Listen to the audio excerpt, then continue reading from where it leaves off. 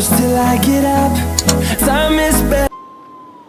విధముగా రత్నాకరుడనే అతడు ఆ వాల్మీకి ఆ లక్ష్మీదేవి మెడలో ఉన్నటువంటి ఆ రత్నమాలను అందుకోబోయి కిందన పడిపోయాడు భగవంతుని తాలూకా ఆ విధానం చేత, తన మహిమ చేత. అలా పడిపోయి తిన్నగా వచ్చేసి మరి ఆ దారులు కొడుతూ, ఆ రకంగా దారులు కొడుతూ ఆఖరికి ఈ రత్నాలు మనులు ఎక్కడ ఉంటాయి, సర్పజాతిలో ఉంటాయి అని ఆ సర్పాన్ని కూడా పట్టుకొని చంపేసి వాటిలో ఉన్న మనుల్ని తీసేవాడు కిరాతకంగా. ఈ రకంగా చేసేవాడు. ఆ దారిలో ఒకనొకప్పుడు ఋషుల్లో ఉత్తమోత్తముడైనటువంటి మహర్షి నారద మహర్షి ఆ త్రోవను వస్తున్నాడు. ఏదో పాట పాడుకుంటూ వస్తున్నాడు. అతనికి చెప్పు నారాయణుడి జ్ఞానం అంటే చాలా ఇష్టం. నారాయణ నీలీల నవరసభరితం నీ పేరచి జనించను బాలభారతం. అలా మనం ఎలాగైతే ఆలపిస్తున్నాం అలాగా ఆ నారాయణ నామాన్ని శృతిస్తూ పాడుకుంటూ వస్తున్నాడు. అప్పటికే చెట్టు మీద నక్కి ఉన్నాడు రత్నాకరుడు ఒక వృక్షం మీద. ఆ మార్గంలో ఆ రహదారిలో ఉన్న ఏమంటారు అది ఆ వృక్ష కొమ్మపై కూర్చొని చూస్తున్నాడు ఎవరు వస్తారా అనేసరికి ఈ వీణని అతని చేతిలో వీణ, ఆ వీణను వాయిస్తూ పట్టుకొని పాట పాడుకుంటూ వస్తున్నాడు. వస్తూ దగ్గరికి వచ్చేసరికి దోపమన్నాయి గేటే గేటే ఆగవా ఆగా ఇంకొక అడిగేసావా ప్రాణాలు తీసేస్తాం. ఎవరనుకుంటున్నావు నువ్వు? అందులో ఏముంది? ఆ వీణలో ఏముంది? అయ్యో ఎవరు బాబు నువ్వు, ఏమిటి ఇలా గెద్దిస్తాడు అంటూ నారదుల వారికే చెప్పాలా? నారాయణుడి తర్వాత నటనలో సంపూర్ణమైన నాటకం ఆడగలిగే శక్తి నారదుల్లో ఉంది కనుక ఏమిటో ఆయన ఎలా గెద్దిస్తున్నావు, ఏమిటి విషయం? అందులో ఏమన్నా ముందు చెప్పు. ఇందులో ఏమి లేదు బాబు, ఉట్టుడొక్కే కాళ్ళతో చూసు, ఉట్టుడొక్కే.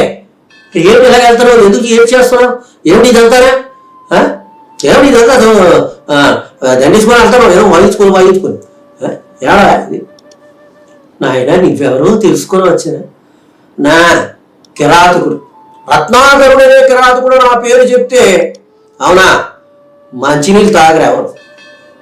అలాగా దారులు కొడుతూ ఉంటాను, వచ్చిపోయే వాళ్ళు అవునా అవసరం వస్తే ప్రాణాలైనా తీస్తాను, వాళ్ళ దగ్గర ఉన్న ధనాన్ని తస్కరిస్తాను, తీసుకొని మా తల్లిదండ్రులు భార్యలకు ఇస్తాను. అది కనుక నీ దగ్గర ఏముందో చెప్పి ఇచ్చేస్తాను. అంటే నీకేం కావాలి ఆయన అంటే నాకు ఏం కావాలంటూ నాకు ఇస్తావా? అవునా రత్నమాల కావాలయా, రత్నాలహారం కావాలి, మహాలక్ష్మి మెడలో ఉన్న రత్నాలహారం కావాలి. ఏం చేసుకుంటావు ఊరి, ఏం చేసుకుంటావు? నీ పెళ్ళి అయిందా? లేదు నాయన పెళ్ళి కాలేదా? అందుకు అలాగ అడుగుతున్నావు. నా భార్య కోరికయ్యా, మా భార్య అర్థాన్ని ఆవిడ ఏది కావాలంటే అది తెచ్చేవా, దానికోసమే నేను తిరుగుతున్నా. నేను ఏదో ఇస్తావా చెప్పు అంటే ఇవ్వడానికి నా దగ్గర ఏమీ లేదు, కానీ ఒక్క విషయం నేను అడుగుతాను, అడగమంటావా? అడగవయ్యా, ఎందుకు సన్యాసివే కదా, మరి పెళ్లికి అడగంటాను సన్యాసివే, ఈనాడు సన్యాసి దొరికేది నాకు, సరే అడుగు అన్నాడు. నాయన మరి ఈ కర్మలన్నీ చేస్తున్నావు కదా, అందరి నోళ్ళు కొడుతున్నావు, అందరినీ బెదిరిస్తున్నావు, చంపేస్తున్నావు, అవసరం ఉంటాయి, ఈ ధనాన్ని తీసుకొని భార్య బిడ్డలకి ఇస్తున్నావు, మరి దానివల్ల పాపం అన్నది వస్తుంది కదా, మరి నీకు ఆ పాపం అంటే భయం లేదా, భీతి లేదా? పాపమా? పాపం అంటే ఏమిటి, ఏమిటి పాపం? వీటి వల్ల పాప పుణ్యములు ఉన్నాయా? నలుగురికి పిడితే అది పుణ్యం వస్తుంది, నలుగురి దగ్గర దోసుకుంటే పాపం వస్తుంది. నాయన ఈ పాప పుణ్యములే, ఈ పాపం వల్ల నరకం కూడా తప్పదు. అవునా రేపు ఎవరైనా భూమి మీద పుట్టేవారు సరిపోకమన్నారు కదా, మీ తాతలు తాతలు తాతలు సరిపోయారు కదా, మనం కూడా సరిపోతుంది. మరి అప్పుడు నరకానికి వెళ్ళవలసి వస్తుంది, యమదూతలు మనల్ని పీకుతుంటారు ఈ పాపం వల్ల. మరి నీ పాపం చేసి ఈ కర్మ చేసి నీ భార్య బిడ్డలకి ఇస్తున్నావు, ఓకే నువ్వు ఈ కర్మ చేస్తూ నీ భార్య బిడ్డలకి తల్లిదండ్రులు పోషిస్తున్నావు, మరి ఈ ధనాన్ని వాళ్ళు తీసుకున్నట్టే నీ పాప కర్మను కూడా వాళ్ళు పంచుకుంటారంటావా? ఎందుకు పంచుకోరు? మరి వాళ్ళ కోసమే కదా నేను చేస్తున్నాను, ఎందుకు పంచుకోరా? నీకేం భార్య బిడ్డ లేక నువ్వు అంటున్నావు, ఎందుకు పోచుకోరు? నా భార్య బిడ్డలు అంటే ఏంటి అనుకుంటున్నావు? మా అమ్మ నాన్న అంటే ఏంటి అనుకుంటున్నావు? నేనంటే ప్రాణం, నా కోసం ఏదైనా ఇచ్చేస్తాను. ఓహో, నీ కోసం ఏదైనా ఇస్తారా? నిజంగా? నిజంగానయా? మళ్ళీ ఎగతారేమిటి? నిజమే చెప్తున్నాను కదా. అయితే అలా చెప్పించగలవా మీ అమ్మ నాన్నతో, నీ భార్య బిడ్డలతో? చెప్పిస్తే నీవిందాక అడిగినటువంటి రత్నాల హారం ఇస్తావా?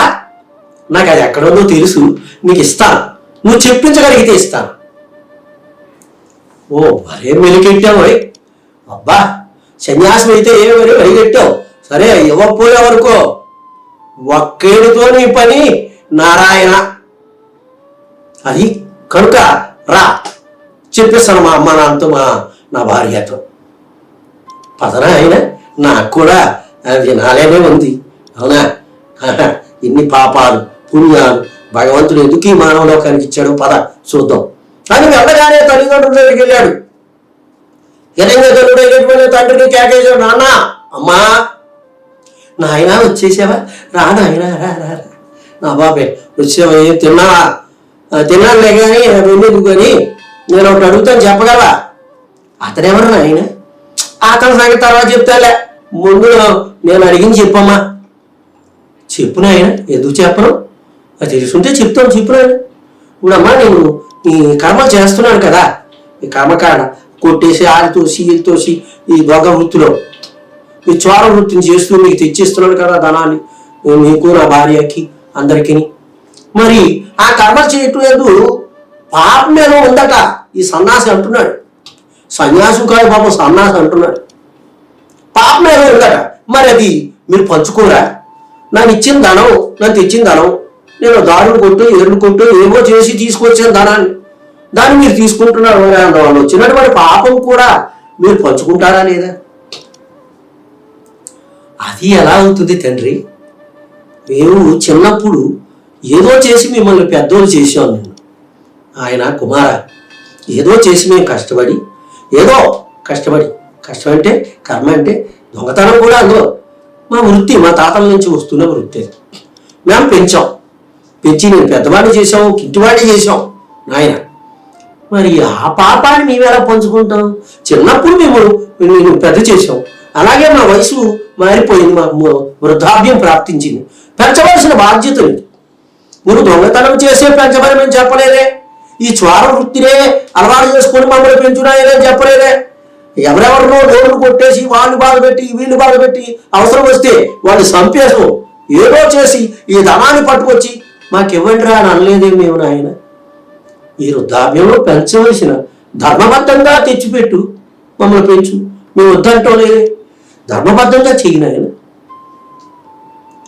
నాన్న, నేను ఎగతాళి అడగటం లేదు అమ్మా, నిజం చెప్పండి. నిజమే చెప్తున్నావు నాన్న. ఈ లోపు నాన్న మరి చిన్న సిరులోపు నవ్వాడు. ఏమయ్యా కదా మనమా, వీరు ముసుగు వయసు వచ్చేసింది, వృద్ధాప్యం చూసా, మతివి పోయింది, వాళ్ళకి మతి ఏం లేదు. నా ప్రియురాలైనటువంటి నా భార్య నేనంటే ప్రాణం దా, అట్లాగా భార్య దగ్గరికి తీసుకెళ్ళాడు. ఇంటికి వెళ్ళి ఆ గృహిణిని కేకేస్తున్నాడు, దేవి వచ్చారండి, రండి రండి రండి. రోజు పువ్వులు తెచ్చేవారు, ఈరోజు పువ్వుల సంగతి పక్కన పెట్టవే, పువ్వులేటి పెద్ద తోట తెచ్చేసి ఇచ్చేస్తాను, అందులో డౌట్ లేదు. ఇది నేను అడిగిన దానికి సమాధానం చెప్పు. అడగండి, మీరు అడిగితే నా ప్రాణం అన్న ఇస్తాను. నాకు తెలిసినే నీ ప్రాణాన్ని ఇప్పుడు ఏ పెట్లేట్కి దాచుకుంటాను, కానీ నేను ఒకటి అడుగుతాను చెప్పు. ఇప్పుడు నువ్వు మిమ్మల్ని పోషించడానికి, మీ కోరికలు తీర్చడానికి నేను దారులు కాసి, బాటసారులు కొట్టి, వాళ్ళని హింసించి, అవసరమైతే ప్రాణాలు తీసి ఆ డబ్బు ధనం తెచ్చి మీకు ఇస్తున్నాను, అమ్మా నాన్నకి, మీ అందరికీ. మరి అలా చేయడం వల్ల పాపం ఒకటి వస్తుందట. ఈ సన్యాసి చెప్తున్నాడు. మరి ఆ పాపాన్ని పంచుకోవా? నా భార్యవు కదా, నీవు లేకపోతే నేను లేను, నేను లేకపోతే నువ్వు లేవు అన్నట్టు ఉంటావు. మరి ఆ పాపాన్ని పంచుకోవా అనేసరికి ఆ అమ్మ అంటుంది చాలా మెల్లగా, మృదువుగా, ఎలా అవుతుంది నాదా? భార్యను పోషించడం భర్త ధర్మం, భర్తను సేవ చేయడం భార్యా ధర్మం. కనుక ధర్మబద్ధంగా తెచ్చి నన్ను పోషించు, నేను వద్దని అన్నే. దాడులు కొట్టి అన్నీ చేసి ఈ చోర వృత్తిలో బ్రతుకుతూ, అవునా, ప్రమాదంతో కొడుకునే చోర వృత్తి చేయమని నేను ఎప్పుడు అనలేదే, దొంగతనం చేయమని నేను అనలేదే. కనుక ఆ పాపాన్ని నేను ఎలా పంచుకుంటాను చెప్పు అన్నాడు. అప్పటికే సగం మైండ్ ఖాళీ అయిపోయినటువంటి, అదే ఆ బుద్ధి ఖాళీ అయిపోయినటువంటి రత్నాకరుడికి ఒక్కసారి తన అర్ధాంగి భార్య ఆ మాట అనేసరికి శరీరం అంతా కంపించిపోయింది. స్వతహాగా రత్నాకరుడు కొడితే ఎంత బలవంతుడైనా నేల రాలిపోవలసింది, అంత బలవంతుడు. అటువంటి బలవంతుడైనటువంటి రత్నాకరుడు ఒక్కసారిగా ఆ రకమైన బుద్ధి జ్ఞానం కోల్పోయి చెయ్యి సాచి వెంటనే కొన్నాడు భార్య. ఆ దెబ్బకు సింహం అయినా కింద పడిపోక తప్పదు. వెంటనే ఆ అమ్మ మూర్ఛ వెళ్ళిపోయింది. ఆ దెబ్బ కొట్టేసి కింద పడిపోయాడు. అంటే ఏమిటి, తనకి జ్ఞానం కోల్పోయాడు. చీ, ఎన్నారో నేను బ్రతుకుతున్నది ఈ బతుక అంటూ విలపిస్తూ ఒక 2 నిమిషాలు విలపిస్తూ ఉండేసరికి నారద మహర్షి అంటున్నాడు, ఓ రత్నాకరా, ఇదిగో రత్నాల హారం, నీ భార్య మెడలు వేసుకో. అవునా, ఎన్ని హారాలు కావాల్సి అన్ని హారాలు ఉన్నాయి, తీసుకో, వెళ్ళొస్తాను. అర్థమైందా నీకు? ప్రపంచం ఏ విధముగా ఉన్నది, ఈ పాప పుణ్యములు ఏ విధముగా ఉన్నవి అన్నీ కూడా తెలియకుండా క్రూర మృగము కంటే అద్దానముగా సాటి మానవాళ్ళని, సాటి మనుషుల్ని, అవునా, దయా కనికరం కూడా లేకుండా హింసించి కొట్టి నీకు బలం ఉందని చెప్పేసి వాళ్ళ దగ్గర నుంచి దోసుకున్నావు. అనుభవించవయ్యా. ఇన్ని చేసి ఎక్కడికి పట్టుకెళ్తున్నావు ఈ ధనాన్ని? అవునా, నరకానికి వెళ్తావా? ఈ ధనం పైసైనా నీతో వస్తుందా? ఒక్క పైసైనా వస్తుందా? ఇంతమంది నోళ్ళు కొట్టావు, ఒక్క పైసా నువ్వు పట్టుకెళ్ళలేవయ్యా. ఒంటరిగా వచ్చావు, ఒంటరిగానే పోతావు, గుర్తుపెట్టుకో అన్నాడు. అంతే. ఆ మాటలు ప్రతిధ్వనిస్తున్నాయి, రత్నాకరుడు బుర్రలోకి పరుగులు పెడుతున్నాయి. అవి ఆలోచన పెంచేస్తున్నాయి. పెంచేస్తూ అయ్యో నేను ఇంతకీ అగాధంలో పడిపోయాను, పెద్ద లోతులో పడిపోయాను అనమాట. ఏమిటి ఇలాగా, ఏమిటి విధానం అంటూ తేరుకునే లోపు మహర్షిని ఎతికాడు. మహర్షి, నారద మహర్షి లేరు, తన దారిని తాను వెళ్ళిపోతున్నట్టు. మహర్షి మహర్షి స్వామి స్వామి స్వామి అంటూ దుఃఖిస్తూ విలపిస్తూ రత్నాకరుడు వెతకడం మొదలు పెడుతూ పరుగుడుతున్నాడు. స్వామి స్వామి ఎక్కడున్నారు, ఎక్కడున్నారు? గాఢాంధకారంలో మినుగు పొరుగు వలె నాకు కాంతిని చూపించి జ్ఞానాన్ని ఇప్పించి ఇప్పుడు నన్ను వదిలేసి, దిక్కుచోచని స్థితిలో నన్ను వదిలేసి వెళ్ళిపోతారా? ఆ భార్య, పిల్లలు అందరూ కూడా భౌతికంగా నా సంపదే కావాలి తప్ప వారికి నా తాలూకా తత్వం అర్థం కాదు. నేను చేసిన కర్మలకి వాడు పంచుకోరని ఇప్పుడే తెలిసి నన్ను మేల్కొల్పిన ఓ మహాత్మా ఎక్కడున్నా అని చూసేసరికి ఓ పర్వతం, పర్వతాల అవతల. ఇంకా రత్నాకరుడు ఏ రకమైనటువంటి ప్రాణభీతి లేదు. స్వామి దగ్గరికి వెళ్ళిపోవాలి, నా పాప పంకిలాన్ని కడుక్కోవాలి ఆ మానసుతో మహర్షిని కేకేస్తూ, నా గొంతెట్టి రోదన చేస్తూ, పర్వతాలన్నీ దద్దరి వెళ్ళిపోయేటట్టు రోదన చేస్తూ పరుగుడు ఆ పర్వతాల మీద నుంచి దాటికి వెళ్ళిపోయాడు.